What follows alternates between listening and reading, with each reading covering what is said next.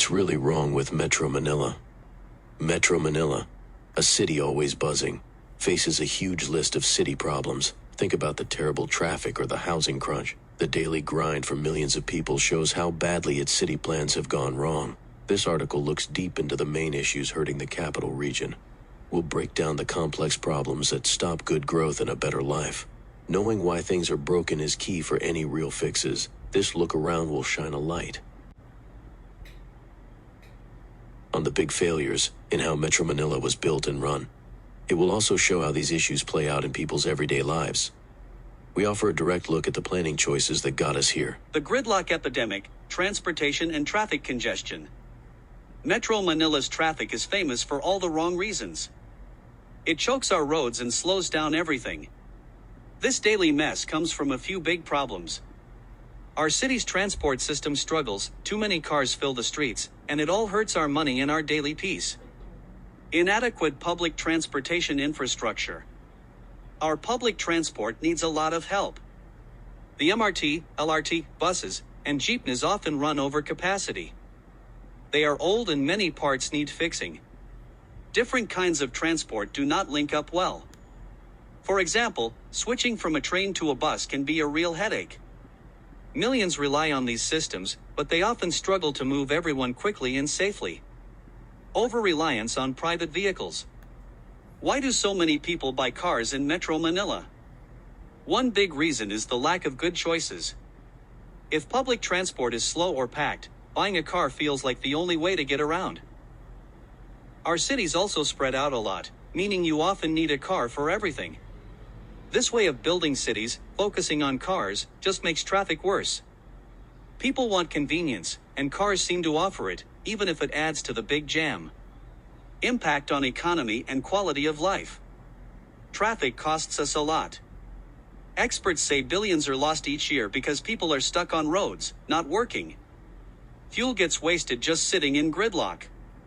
This traffic also hurts our health.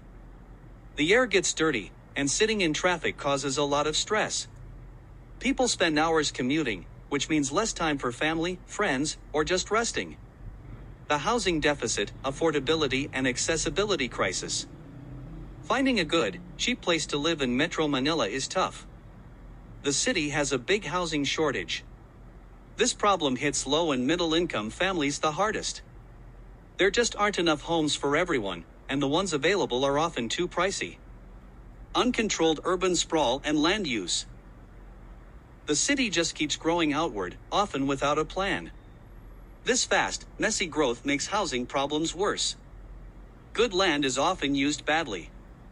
Instead of smart, compact building, we see farmlands or green spaces turned into sprawling developments. This makes commutes longer and basic services harder to reach. Lack of affordable housing options. Why are homes so expensive here? Market forces play a big part.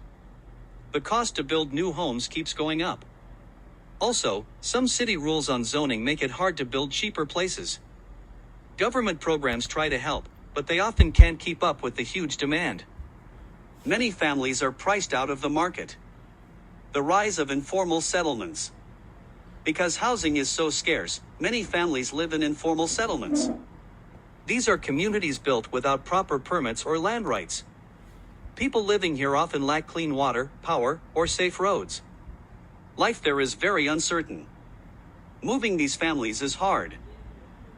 It needs careful thought about their jobs and schools, not just a new place to put them. Environmental degradation, a city under siege.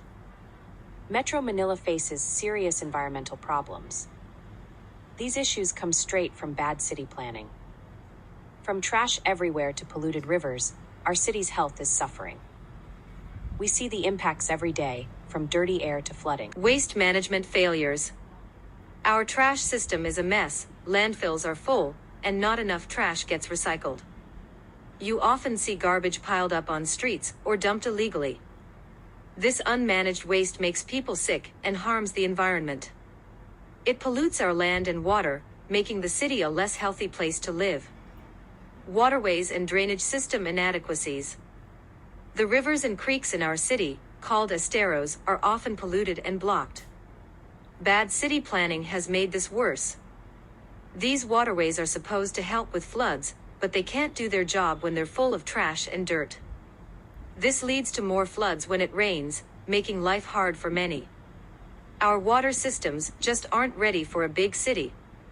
Air quality and green space deficit. The air in Metro Manila is often dirty. Cars and factories are the main culprits.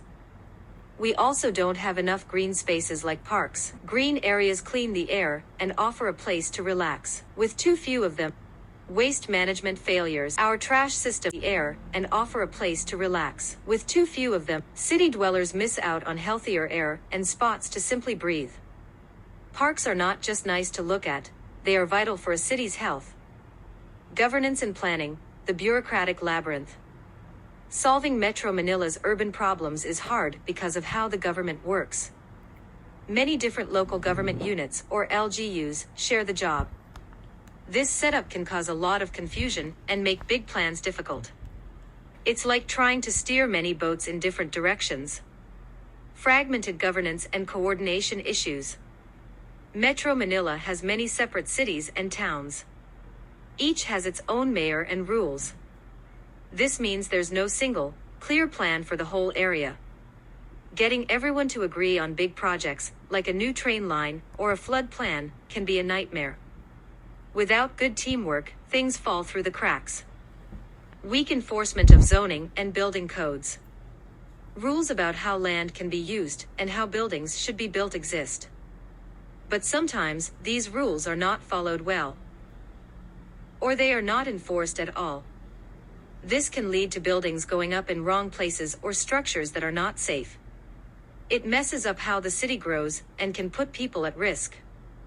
What's the point of rules if no one makes sure they are followed? Metro Manila often tackles problems one at a time, reacting to new issues. It rarely plans far ahead or links different urban sectors together.